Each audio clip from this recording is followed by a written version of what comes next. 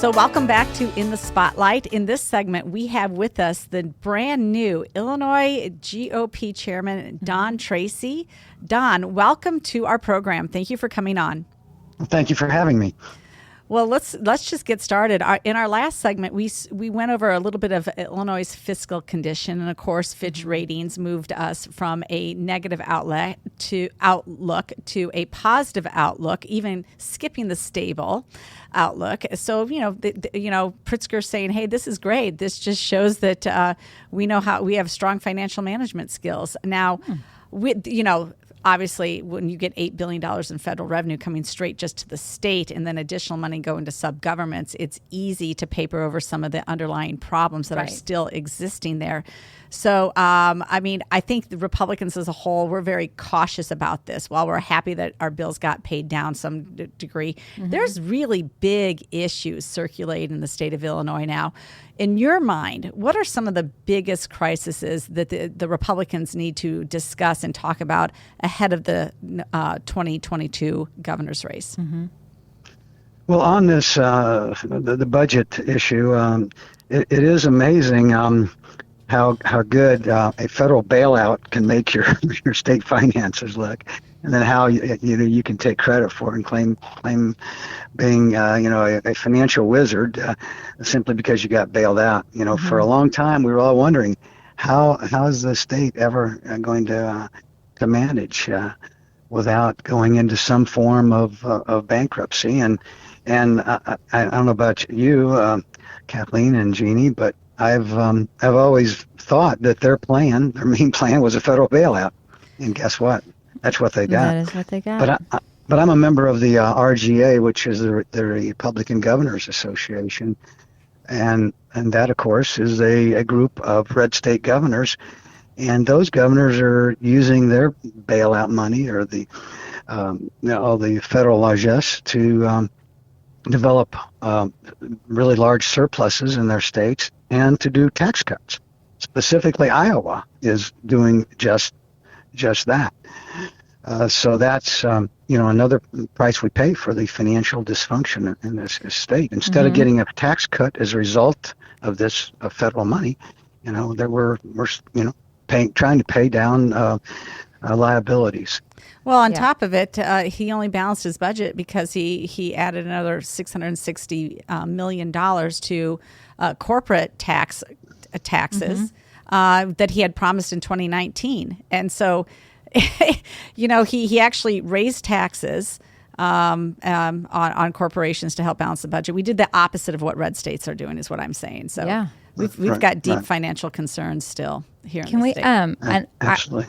Another thing is we have a huge cultural divide, and we both want to compliment you on not shying away from that, as a lot of Republicans have. You wrote an article in Real Clear Politics talking about Democrats' cultural revolution, and up here in the suburbs, cultural issues are what motivates voters. I mean, truly. We saw it in 2020. We're seeing it now, and there's a lot of energy focused on the school boards, and a lot of the decisions coming out of Pritzker's appointed Illinois State Board of Education has sent down a bill to, culturally responsive teaching and learning standards, which is, of course, CRT, comprehensive sex ed curriculum, which is wildly objectionable to most rational parents, HB 2789, that would have given the Department of Health the ability to take over public and non-public schools in a health crisis, media literacy, which is basically media bias training curriculum.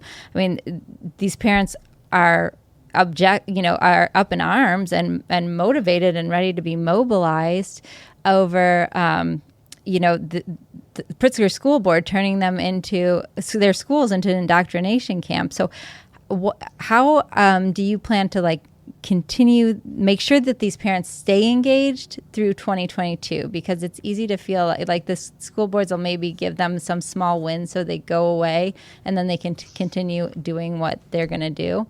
What do you think the party can be doing on that? Well, we're certainly, try to keep this in the news. We have a bit of a megaphone. maybe sometimes a small microphone, but we try to maximize that as much as we can, because the stuff that these Democrats are doing now is just absolutely crazy. I mean, it's not just in the schools, but we're talking about the schools now. So let's focus on that. As you indicate, they want to indoctrinate our kids instead of educate them when they teach. And before that, they didn't really want to teach live. I think one of the biggest scandals of the past year has been Pritzker's failure to open the schools. DeSantis in Florida opened the schools for a full school year. Ohio opened, Missouri opened, and South Dakota and others. And right here in Illinois, the parochial schools and other private schools showed that with kids being less susceptible to or less at risk from the coronavirus, they were able to have a successful school year. And in the meantime, our governor assumes king-like powers, dictatorial powers, but closing churches initially and basically shutting down the state without making any distinction for various different parts of the state, or recognizing differences, and without focusing on those with comorbidities and the most vulnerable. Instead, locks down everybody. And the courts generally have supported him with these king-like powers. So if he has that kind of power, why couldn't he have reopened the schools? Of course. Well, I'll tell you why. Because because he's afraid of the teacher unions. Now the teacher union sued DeSantis in Florida, but he won. But I mean, Pritzker didn't even lift a finger to do that. Well, we think this is we think this is a winning issue, Don. Absolutely, we think that you guys cannot be. You have to be relentless about it, and you need to get in the media more, because the media is hiding this. The media is on the side of the leftist school boards. The media is on the side of the teacher unions, and they are not fully developing this issue. But it is a winning issue in the suburbs. People did not like that their public schools were closed, and there's still a risk here that they are going to segregate vaccinated from unvaccinated in the fall. They're going to continue to make some students mask. They're contemplating still a 3-foot distancing. You have a little bit of a pushback from some school boards saying, "Look, you want us back 100%, but if you do the 3-foot distancing, literally we're going to have to reconfigure our entire operation, and this is unworkable." So I think this, we can't stop as Republicans messaging right up until the start of school and then all the way through 2022 about the lack of standards. We need more attention on this. Yeah, ISB should be hung around Pritzker's neck. Absolutely. And what people need to know, and we need to get the message out there, is that part of the problem with these school boards is that they are elected to a large extent by the teacher unions. And they, because they are so active and they have all this money, and, so they're basically electing the people that not only do what they want when it comes to lockdowns, not only do what they want when it comes to curriculum, but also they're electing the people who negotiate their contracts. It's a direct conflict of interest. It's really scandalous in and of itself, and it's something the public, I think, is largely unaware of. There's just so many different things. I'm glad that people have gotten involved, and and then of course they were trying to give the governor through the state agencies the power to shut down parochial schools in a pandemic. But thanks to pushback, that hasn't happened. So there's just so much to that really energized to parents. It did. Yeah. But we're thrilled here. Here's what I'm thrilled about is I've been around Republican politics since 2004 when I became a Republican committeeman, and then I was elected in 2012, and so I've been even further involved and entrenched in this, and I understand. I guess all the different special interests involved in politics, plus the Republicans' own special interests. But honestly, so far, you have actually been the most visible chairman in your short 4 months that you've been at it. And so I applaud you for that. And you've been taking on cultural issues and financial issues. And you've even gone down locally to support our friend Bob Grogan in his challenge for his recount in his auditor's race. So, it's a big social state. Media all the time. You're doing, you're doing a great job. You've amped up your social media. So. Yep. And we're going to be hosting you here on Tuesday. So we're happy you're coming right into the suburbs. If people want to still come and see Don, you can sign up. There's still seats available. You can register at breakthrough-ideas.com. See Don Tracy. So how is it traveling the state? It's exhausting, but it's fun. Well, yes, absolutely. It is exhausting and fun. You nailed it. And I unfortunately have to say no more often than I can say yes, because I am married and I want to stay married. And when I'm asked to do a event in one part of the state on a Friday night and another part of the state on a Saturday night, my wife doesn't take too kindly to that. She's willing to give up one of the two nights, but not both of them. But she's been very supportive in that regard. And the great thing about it is the reception has just been wonderful. I mean, the crowds, as Gene, you saw when we were in Jacksonville, you came all the way down to Jacksonville in Western Illinois for an event that was a packed house. Yes. We had a packed house in Springfield for a fundraiser recently. The Lincoln Day dinner with Candace Owens in my home county of Sangamon was at 1,500, which was like 200 over original capacity. You've brought in big names. You've brought in Candace Owens and Rona McDaniel. And I mean, you're bringing in big people to build infrastructure. It's a lot of Senator Rick Scott helped us with a nice fundraiser in Chicago too. Yep. So we've there's just the turnout for our event is strong. So I think 2022 is really going to be a defining year for Illinois. Quite frankly, there's a lot of folks that I talk to that have given up, that have their exit strategy, and they're not turning back from that. There's a lot of people waiting for 2022 to see what is the appetite to push against the big Democrat policies that you saw and joined in 2020 and on full display.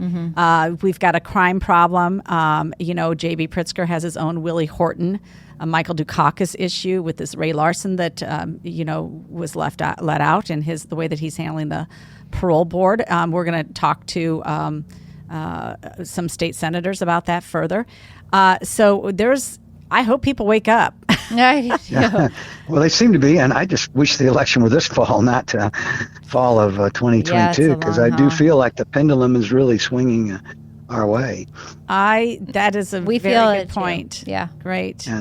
But you're right. A lot of people have given up, and as I tell people everywhere I go, you can't make change. You can't fight this leftist ideology, this cultural revolution of the Democrats by just getting angry or by giving up or by trying to appease the left.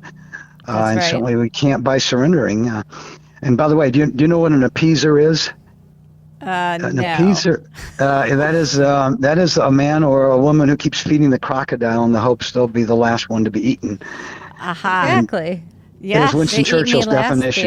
Yes. Well, we've seen plenty of that happening here as they continue to feed the special interests, and then they're finally going to be eaten. And that's kind of what happened with the energy bill, by the way. Yep. The special interests couldn't get along with each other, and the bill got eaten. Apart. Yeah. Completely fell apart. Well, that was special interest versus special interest. Correct. There are some tensions within the Democrat Party that they've been papering over pretty well, but they kind of broken out there in that deal. And I think that's going to happen more and more with Madigan not there to herd the cats, so to speak. Those internal tensions are going to boil over. I mean, there's between the extreme environmentalists and union workers. I mean, there's just a natural adversarial relationship there, and they've managed to keep it under wraps now, but it's come out, and I think we'll see more of that. Whether it's hurting the cats or really cutting the deal, which is what Madigan always did. He cut the deal, to make everybody happy in the end. And who lost out? Always the taxpayers and the families and the businesses. Right. And he had absolute power, and that enabled him to do that. Yeah. But now that power has been divided, and he was sort of an evil genius, and he's not around anymore. So there'll be it's going to be more difficult for them to manage their party and those internal conflicts, and to sort of keep things moving from their side due to the divided power, and we're going to take full advantage of that as much as we can. Yes. Well, we here at Breakthrough Ideas, our whole intent is to connect the voter with policy, connect the dots on policy for the voter so that they're more informed when they go to the polls. We think that 51% of the people, at least, even in the suburbs, cannot actually agree with the policies that the Democrats have put in place. So we're going to do our part here at Breakthrough through 2022 to make sure that we get out the message and give people the information they need to make an informed choice. Right. And as the leadership in the Democrat Party does fall apart, it's going to be important to have new leadership come to the forefront. And I think we both thank you for all of the time and energy that you've put in so far. You're doing a lot to build infrastructure that was sort of decimated over the past 10 years or so. So we're looking forward to seeing you on Tuesday night, and we'll let you tell our audience more then about the plans for the ILGOP going forward. All right. Well, thank you, Kathleen, and thank you, Jeannie, and also thank you for all the work you've done in that regard, educating the public and helping get the public motivated against the parental notification reversal attempt. And the attempt to allow the state to close parochial schools during a pandemic. I mean, you guys did a lot to motivate the public and get the grassroots going on that. So thank you for all your hard work. You're welcome. We'll see you Tuesday. All right.